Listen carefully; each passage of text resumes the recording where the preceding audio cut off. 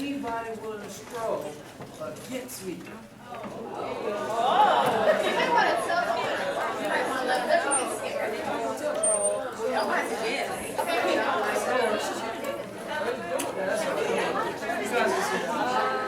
All right, so no volunteers. All right.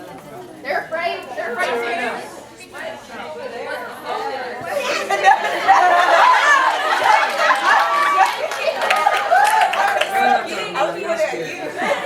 By the way, I'll be right, left, right. Okay, we're going to start with 7, and we're going to count down to 1. So we're going 1, 2, 3, 4, 5, 6, 7, 1, 2, 3, 4, 5, 6, 7, 1, 2, 3, 4, 5, 6, 7, 1, 2, 3, 4, 5, 6, 7. And then ultimately we go 1, 1, 1, 1, 3, 1, 2, 3, 1, 2, 3, 1, 2, 3, 1, 2, 1, 2, 1, 2, 1, 2, 1, 1, 1, 1.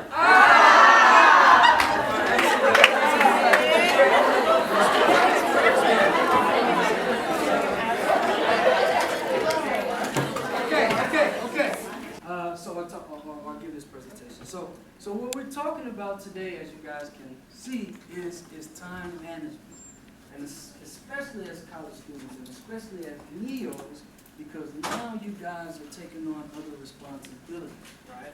And duties associated with being a part of Delta Sigma, right? So we really have to be able to manage our time effectively. So I'll title this, "What is your time?" Okay? And I'll tend to walk around a bit, so bear with me on that. Okay. So first thing is time limited? How many people say yes, time is limited? Raise your hand. Okay. Not everybody raise their hand. If you don't think time is limited, raise your hand. Oh, okay. Some people don't think time is limited. Okay. Well, let me put it like this. How many months are in a year? Okay.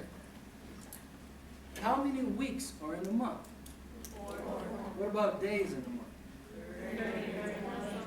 28, 31, 31, right, 29. Talking about February 28. How many hours are in a day? 24. Okay. How many minutes are in an hour? 16. How many seconds are in a minute? 16. So is time limited? Time is very limited. Okay? Time is very limited. But you can dictate how limited that time is. Okay? So take a look at this. How can I be more effective at this? What is he doing? What is he doing? Somebody said, he's running against time, right? They're in the foot race, right? He said, how can I be more effective at this? Tom looks at him and says, plan to make time your partner and not your opponent. So a lot of times we look at time as our opponent, right? We often hear there's just not enough time in the day, right? I'm running against time, I'm fighting against time, right? That's because we're choosing to use it as an opponent. It's a choice to make. It's a choice. Prioritizing is key, okay? And prioritizing is really about deciphering what's important versus what is urgent, right? Things that have to get done. So, in looking at prioritizing, there is a time management matrix which I utilize, which I also present about, and I actually got this out of a book, 7 Habits of Highly Effective People. But it looks at urgency and importance, okay? So at the top we have urgent, and we have not urgent. And then on the side we have important, and we have not important. And so this is divided. Okay, number 4, quadrant 4. Not important, not urgent. What was that?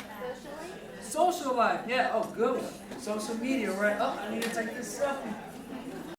That's important and urgent. That's not important or urgent. All right, green. Now go here. Stay at the top. Now go here. Yeah, you are.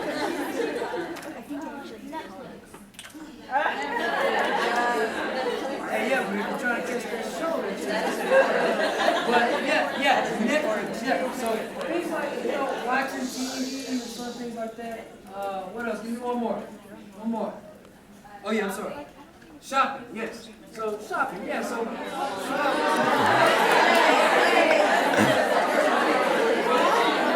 Okay. So it depends on what you're shopping. But if you're shopping for clothes, glory or something like that, which isn't necessarily urgent or important. Okay, all right. Stay with me, guys. Stay with me. Okay.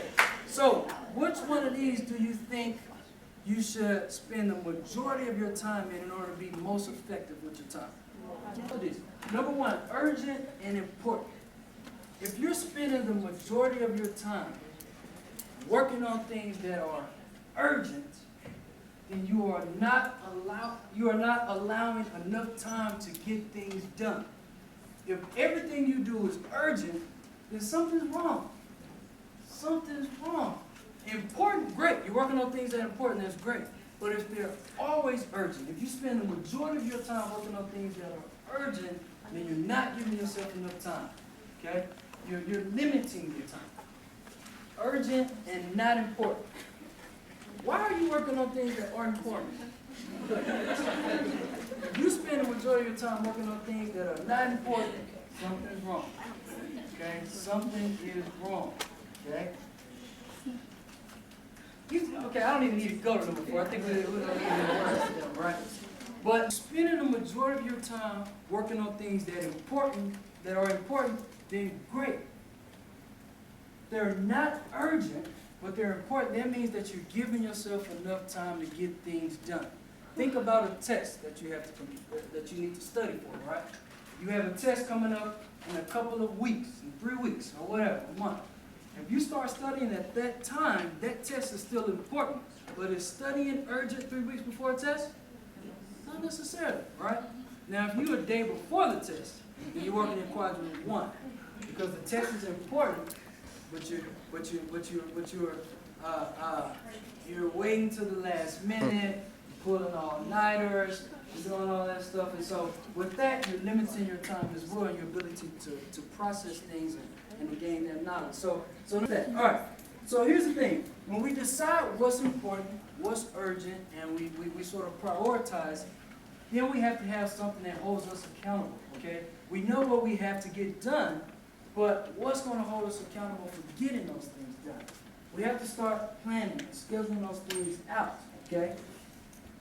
So here's an example of some of those. Somebody mentioned planner earlier over here. Right. So this is an example of something like a planner, but this is a week, like a week's schedule or a week calendar. And so most effective people do it by the week, definitely by the day. Okay. Some people even do it by the month. But we have to have something to hold us accountable. When are your tests? When are your classes? When are you actually going to study for the test that you have in 3 weeks? When are you going to do homework? Are you going to remember that you have a group session coming up for your study group, or whatever it may be? We can say, oh yeah, I'm going to study for that test, all right? And then tomorrow comes. Oh yeah, I'll study for that test. Yeah, it's just a couple of weeks, I'll study for it. And then tomorrow comes again. Yeah, that test is still in another week, I'll study. All right? You didn't put anything down. You don't have anything to hold you accountable. We oftentimes say we're going to do something and keep it in our head and we forget it. All right? That happens a lot. And this even relates to what you guys are doing, not just school-related things, but even things that you guys are doing in your organization. We have to go from prioritizing to putting it down on something tangible to hold us accountable. So the question to ask is time on your side? Okay, is time on your side? Time truly is in your hands, guys. It's right there. Okay, it's right there. You have to have an awareness and understanding of what time is. It just has to be managed effectively. Okay. So is time limited? Some people said no earlier. But then we went over the years, the months, days, hours, minutes, seconds. So is time limited? Is time limited? Yes. Time is limited. It's very limited. Okay? But it's a choice. It's a choice that you make. Will you run against it? Or will you run with it? Just like the picture we did at the beginning. Okay? So the choice is yours, all right? Choice is yours, but time is limited, okay? Questions? That's it, right? Questions? Comments?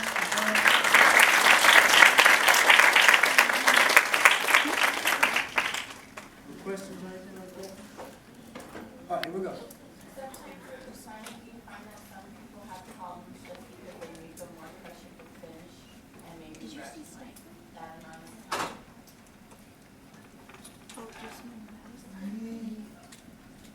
Yes, I think, well, it really depends, okay? You have to have an understanding of how long it takes you to do something, okay? Depending on what you do, like she said, she has a timer when she cleans her room and stuff like that. But if you know that you have to study for a test and you've only allotted yourself 1 hour, it's probably not going to do it, okay? It's probably not going to do it. So you have to be mindful of how long it takes you to do something, okay, and what it is. And it's usually, and for me, sometimes I give myself more time than I need, right? That's oftentimes what I do. Like, whatever I need to work on, I'll give myself more time than I need so that I have that leeway and that flexibility. If I get done early or if I end up struggling on something and I need to spend more time on it. So whatever comes next from what I'm doing, I make sure I gauge it that way. So yes, but you just have to have an awareness of how long it's real. Yes, ma'am. What kind of suggestions do you have for staying focused on the task? Staying focused on the task at hand. Okay. Minimize distractions. Okay, you have to minimize distractions. Okay, some people wanna. Some people, for instance, let's talk about studying for a test. All right. Some people are like, oh, I study best at home. Okay, but what's at home? A lot of distractions. You got TV, you got the fridge. I'll get back to studying in a second, right? So that for me is number one. Okay, depending on what I'm doing, depending on what I prioritize, and what the task at hand is, I have to minimize my distractions in order to stay focused. But it's really a mindset. It's really a mindset. You can choose your mindset. You can set your mind, okay? You can determine to be focused, okay? You made the choice to join an organization. You had to be focused to do that. You had to get those grades, right? You had to meet certain, requirements or, whatever it is in order to join that organization, right? You have to go through some type of process or whatever. All right? So you can be focused. It's a mindset you have to have, but you have to minimize those distractions. All right, one more. I was just wondering, what advice do you have for someone that, looks for something to keep busy? Because I like to manage my time very well, but every hour or something, I always like to look for something to do. And I have family members come up to me and say, you need to take a break. Because if I can pick up the shift at work, I'll do it, even though it's late at night at the hospital, midnight to 8:30. And even my fiance tells me, you please sit down and stop. You're taking too much at once. And so I'm the type of person that likes to keep busy all the time, but sometimes it affects my health. Exactly. There are definitely people who say, I have to stay busy, right? I have to have things to do. But then what happens? They start to get overwhelmed, right? They get to a certain breaking point, right? Where their health is in jeopardy. They oftentimes work with students, right?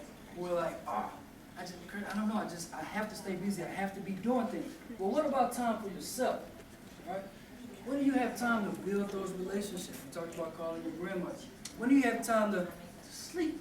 Or time to have fun with your sorority sisters or do things? So my advice would be to one, don't overwhelm yourself, okay? You don't have to feel like you have to always do something. And to make sure that when you're prioritizing and when you're doing those calendars and planning, that you allot time for yourself, all right? For yourself, for reflection, evaluation, or whatever you want to do. But when we overwhelm ourselves and we feel like we have to continue doing something, we have to stay busy, then we will get to a certain breaking point, okay? It's bound to happen. It's bound to happen. So yes, ma'am. On a piece of advice you had, because I'm that kind of person as well, and what happened is that the stress level will build up in your body from doing so much, and what happens is it ends up turning on yourself. So you will start to feel the effects of that stress in pain, in different things, in different areas, whether it be mental or whether it be physical, you will be able to feel that. So you have to learn, just like anything else, to not do, to build time in for yourself, because it will build up over time. Maybe you won't notice it so much, but one day you'll be like, oh my God, why am I like this? Because you've overloaded yourself. I've had students say, oh, I haven't eaten in 2 days. All right, I haven't exercised. All right, guys, I have to wrap up. I'm sorry about that. But you guys have been awesome.